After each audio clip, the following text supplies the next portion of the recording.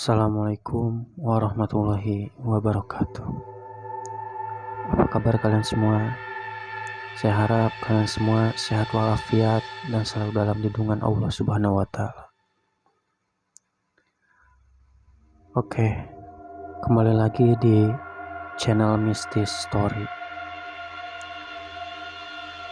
Untuk kalian yang suka dengan channel ini, silahkan like dan subscribe untuk berkembangnya channel ini. Dan untuk kalian yang tidak suka, silahkan komen dan kasih saran dan masukan untuk memperbaiki channel ini. Terima kasih.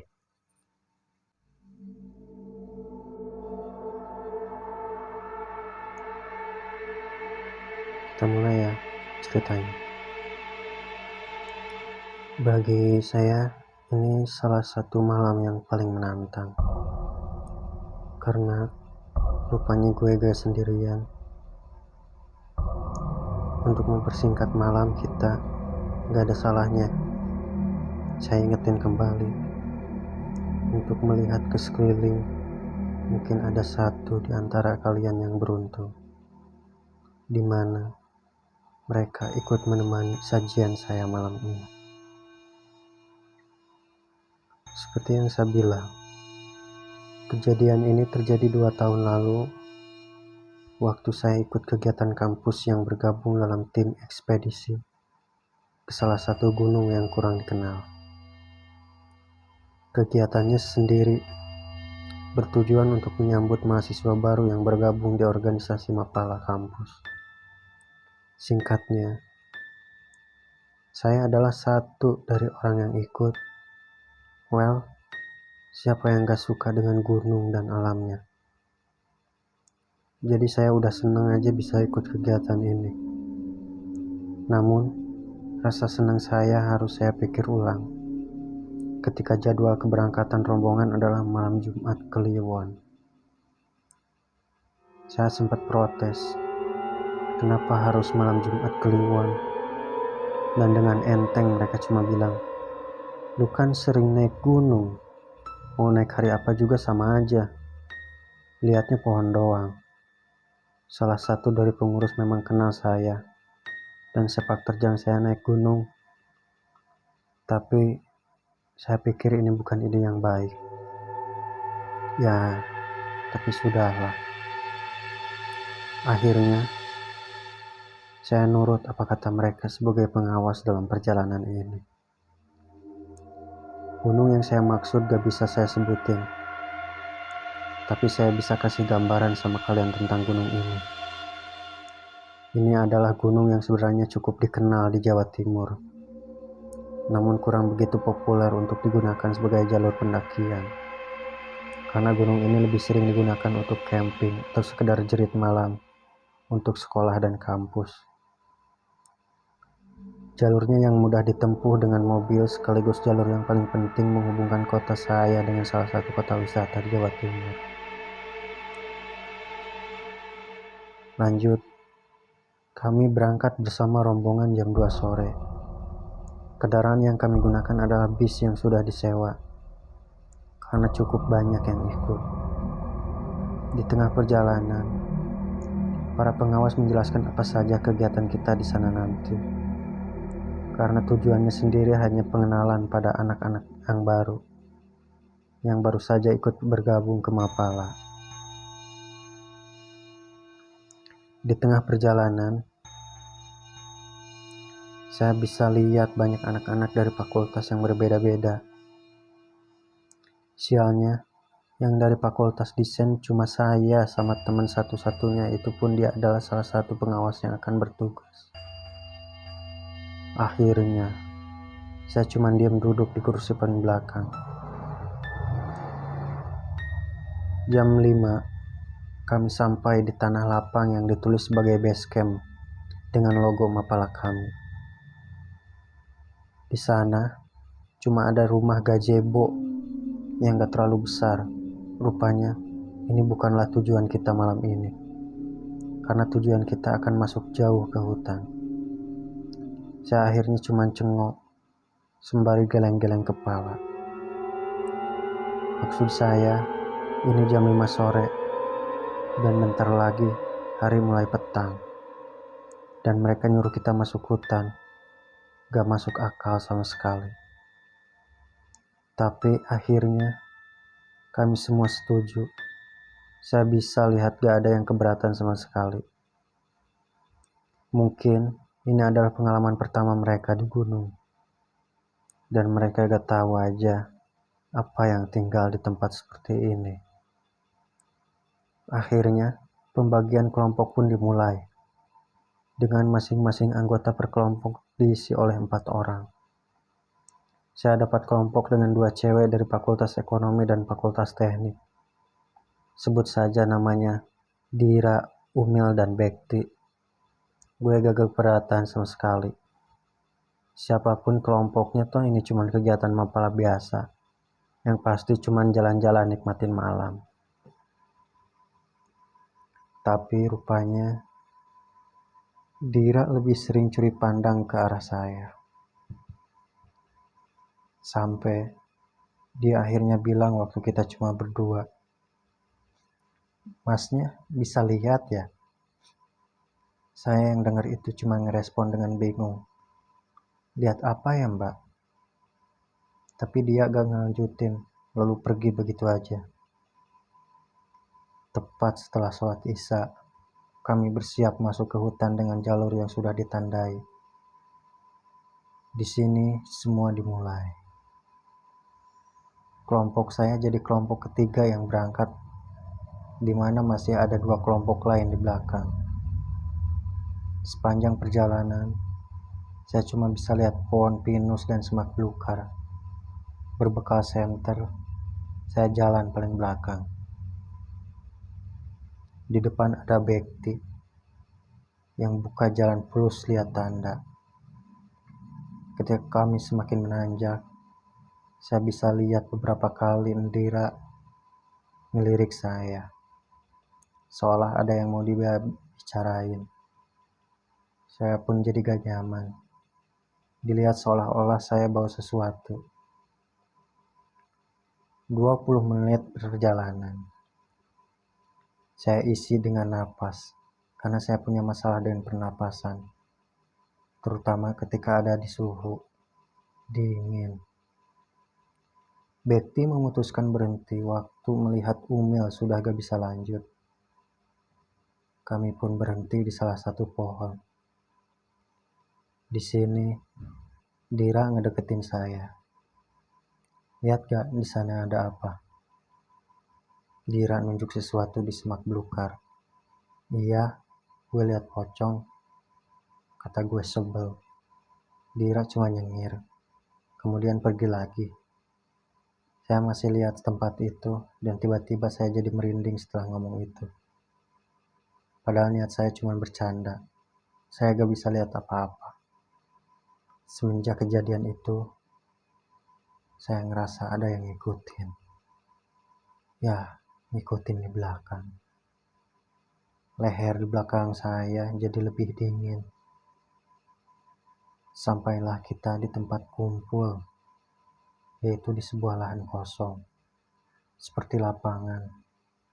Dan saya bisa lihat banyak orang yang mulai mendirikan tenda. Perjalanannya sendiri memakan waktu cukup lama, sekitar 50 menit. Anehnya, 2 kelompok yang seharusnya di belakang saya sudah pada sampai duluan.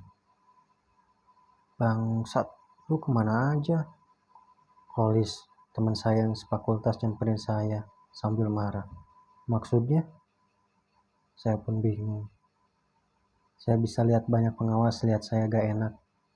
Akhirnya Kolis bawa saya menjauh. Jalan 15 menit dari base camp aja sampai hampir 1 jam. Saya udah panik sama yang lain.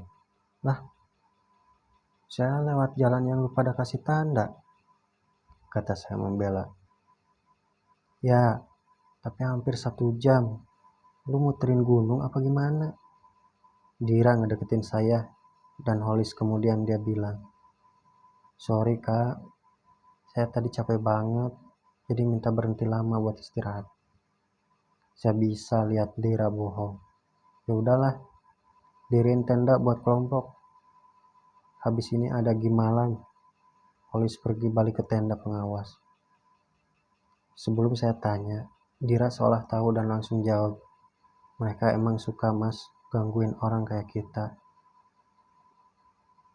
Kalimat itu bikin saya makin gak enak. Saya dan Bekti mulai mendirikan 2 tenda, sementara Umel dan Dira siapin tempat api di depan tenda. Jarak antar tenda gak terlalu jauh, tapi masih lega. Saya masih mikirin ucapan Dira. Entah kayaknya saya familiar dengan kalimatnya. Setelah semua beres, Holis manggil saya. Rupanya, saya ditunjuk sebagai kepala kelompok. Awalnya saya nolak, tapi rupanya si Bekti yang ngajuin nama.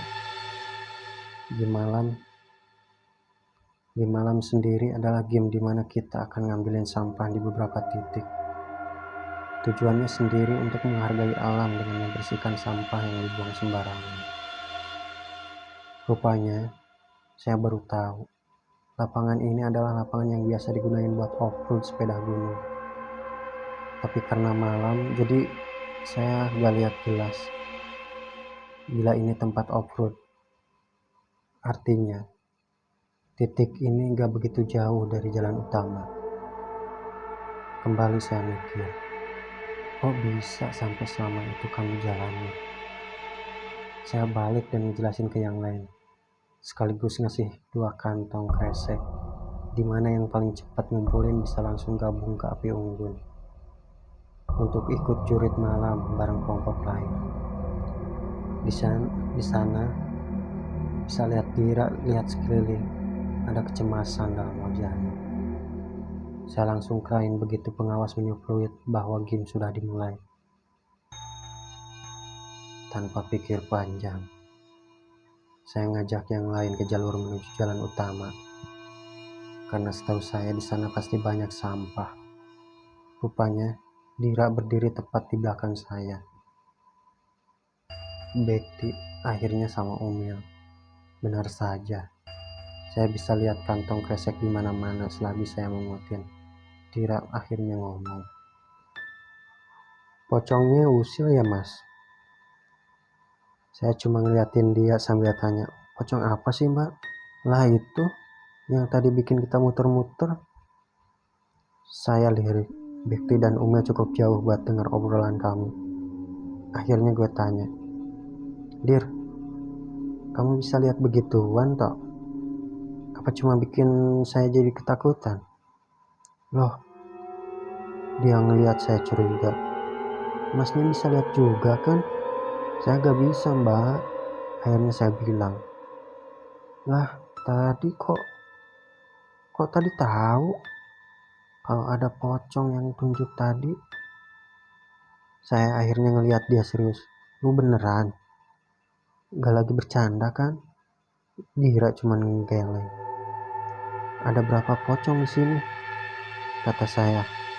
Akhirnya nyerah. "Gak tahu mas, gak hitung, 40 mungkin." Saya seketika langsung lemas.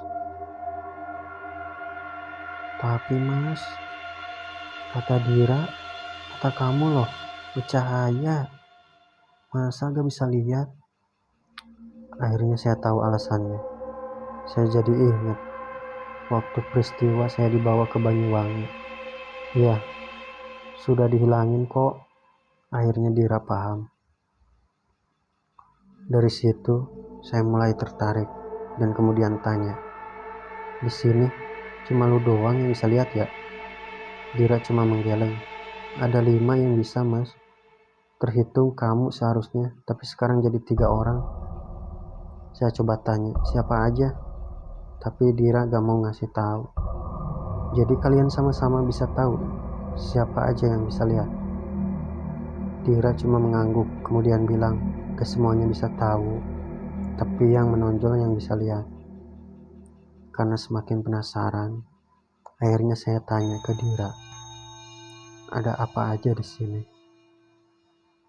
"Di sini banyak pocongnya mas, tapi ada juga mbak-mbaknya." "Mbak-mbak apa Dir?" "Itu di atas pohon, ada mbak-mbak yang lagi liatin kita."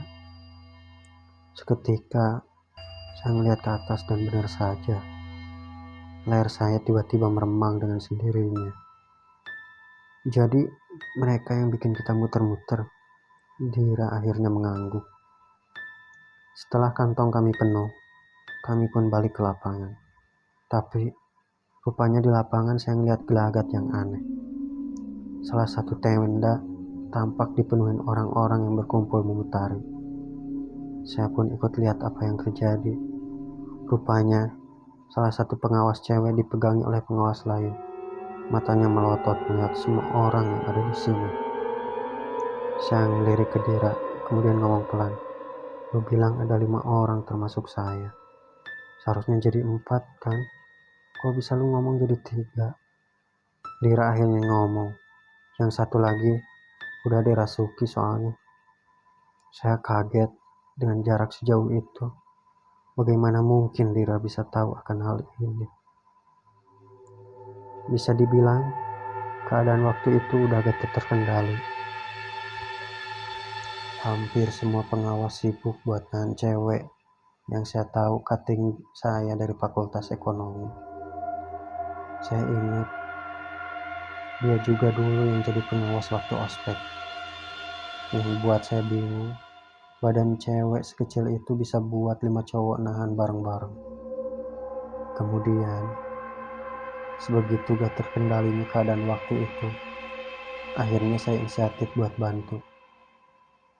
Ya, bantu di situ. Waktu pegang tangannya, saya kaget. Badannya dingin banget. Ya cuma itu. Tatapan cewek itu ngeliatin saya seolah-olah ini yang dia cari. Dia nyengir dan bikin saya merinding. Dira ngedeketin gue.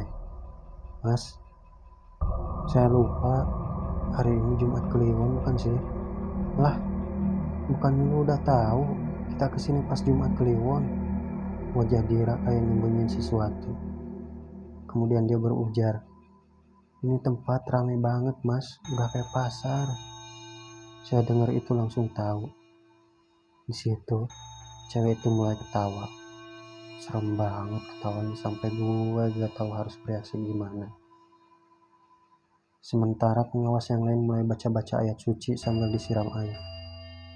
Saya cuma ngebatin, lah di sini gak ada penanggung jawabnya atau gimana. Setelah ketawa, dia nangis. Kenceng banget suaranya. Dan terakhir, dia mengeram mirip suara acan. Akhirnya, setelah gantian pegangin dan gak bisa apa-apa, kami sepakat buat angkat dia. Sementara satu orang mulai cari pertolongan. Di sini Dira masih ngeliatin sekeliling. Sementara anak-anak yang lain disuruh buat tetap kumpul. Dan jangan ada yang ngelamun. Saya ngedeketin Dira. Ada apa sih? Udah ngerasa apa gimana? Kata Dira. Maksudnya? Mereka ngincar kita. Kita gimana maksudnya? Spontan saya tanya. Tuh, tadi lihat gak sih? Mata tuh makhluk ngeliatin lu sambil nyengir. Dira akhirnya nunjuk tanah lapang di sekeliling. Di sini itu udah kayak pasar, ramai banget. Saya gak pernah lihat sebanyak ini ngumpul jadi satu. Terus gimana? Dira ngeliatin cewek itu yang juga ngeliatin kami. Lu tahu berapa yang masuk ke tubuh tuh cewek? Kata Dira. Berapa emang? Sekitar 14-an lah. Akhirnya saya tahu apa yang terjadi. Jadi saya tanya, sekarang lu kasih tahu siapa selain saya, kamu, dan tuh cewek yang bisa lihat beginian. Dira tampak giring. Saya ngikut ke anak-anak yang masih ngumpul, kemudian nunjuk cowok yang duduk di sudut. Mas yang itu, katanya yang nunjuk. Saya pun mendekati mas itu, yang posisinya dia duduk di ujung. Hanya saja, kayaknya dia diam, anteng, seolah gak panik sendiri. Dira nahan saya. Dia jahat, Dira. Saya gak paham maksudnya. Ya, maksud yang dikatakan Dira. Tapi begitu saya udah deket banget, dia ngeliat saya. Kemudian seketika dia nyinden. Saya otomatis kaget sama anak-anak yang ada di dekatnya. Gimana gak kaget ketika melihat cowok nyinden dengan suara cewek. Saya semakin merinding total. Saya akhirnya cuma bisa ngeliatin. Pengawas yang lain gak ada yang berani deketin nih cowok. Padahal Dira sendiri bilang cuma ada satu yang di dalam tubuhnya. Tapi seolah-olah kita semua tahu betapa negatif energi yang merasuki. Semakin larut, akhirnya saya dengar suara motor. Ternyata pengawas yang ditugasin buat nyari bantuan datang sama warga. Di sana, akhirnya beliau bantu megangin. Di belakangnya ada mbah. Mbahnya ini pakai sarung doang, dimana dia gak pakai baju. Padahal waktu itu dingin banget. Walah, iso-iso nih ngadakno acara ngene malam Jumat Kliwon ngene tolek. Mbah itu bicara. Kalau di bahasa Indonesiain, walah, bisa-bisanya kalian mengacaukan acara pada malam Jumat Kliwon begini sih nak, kata beliau. Pertama, mbah ngeliatin cowok yang nyinden sendiri. Tapi kayaknya beliau gak peduli. Malah datangin cewek yang pertama kerasukan. Cara nyambutnya pun gak masuk akal. Karena yang dia lakuin cuma megang jempol kakinya. Tiba-tiba dia teriak kayak kesakitan.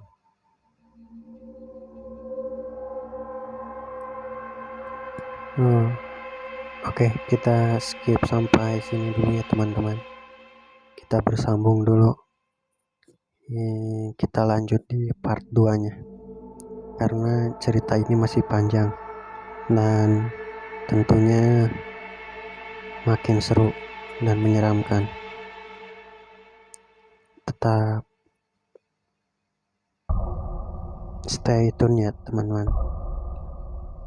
Oke, jangan lupa like dan subscribe untuk kalian yang suka dengan cerita ini. Akhir kata, assalamualaikum warahmatullahi wabarakatuh.